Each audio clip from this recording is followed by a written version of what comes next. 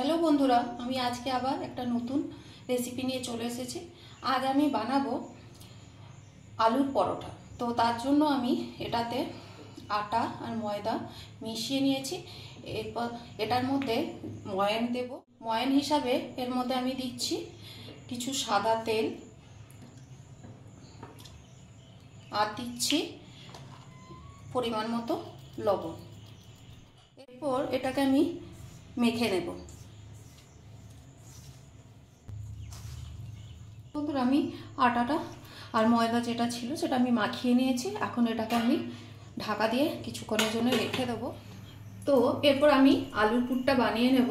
তার জন্য আমি কড়াইয়ে তেল গরম করতে চাপিয়েছি, আর এদিকে আলুটা আমি সেদ্ধ করে রেখেছিলাম, সেটাকে এখন আমি ম্যাশ করে নেব।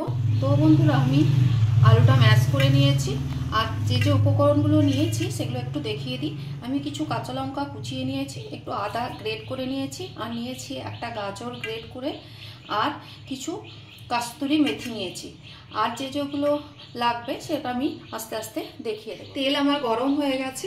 এখন আমি এর মধ্যে দিয়ে দিচ্ছি কাস্তুরি মেথি। এরপর দিয়ে দেব কাঁচা লঙ্কা কুচি।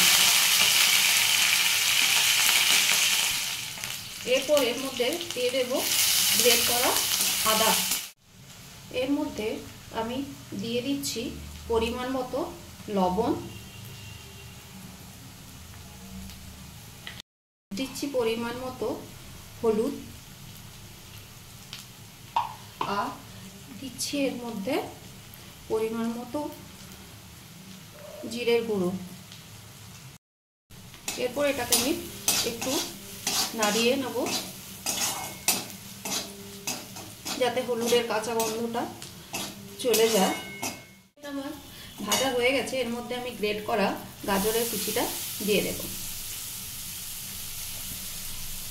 দিয়ে এটাকে আমি একটু নাড়িয়ে চাড়িয়ে ভালো করে ভেজে নেব। তো গাজরটা দিয়ে এটা আমার একটু ভাজা হয়ে গেছে। এখন আমি এর মধ্যে আলুটা দিয়ে দেব। বন্ধুরা, আমার আলুর পুরটা রেডি হয়ে এসছে। এটাকে আমি সুন্দর করে সব কিছু দিয়ে মিশিয়ে নিয়েছি এবং এটা এদিকে ভাজাও হয়ে এসছে। তো এটা এরপর আমি এটাকে নামিয়ে নেব। তারপর এটা আমি ঠান্ডা করে নেব। আটাটা আমার রেডি হয়ে গেছে।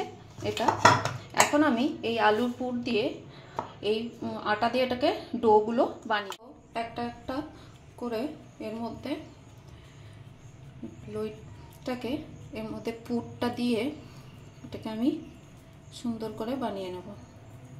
তো আমি এই লইগুলো সব আলুর পুর দিয়ে বানিয়ে নিয়েছি। এরপর পরোটাগুলো আমি এক একটা করে বিলে নিয়েছি। এরপর এটা আমি ভেজে নেব। বন্ধুরা, দেখুন আমার পরোটাটা কত সুন্দরভাবে ফুলে উঠেছে। এরপর এটাকে আমি তেল দিয়ে ভালো করে।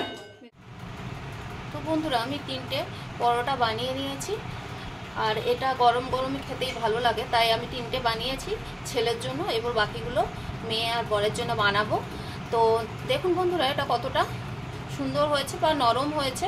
তো আপনাদের যদি আমার এই রেসিপিটা ভালো লেগে থাকে অবশ্যই লাইক, শেয়ার, কমেন্ট করবেন, আর একটা সাবস্ক্রাইব করে আমার চ্যানেলটাকে এগিয়ে নিয়ে যাওয়ার জন্য সাহায্য করবেন। নমস্কার।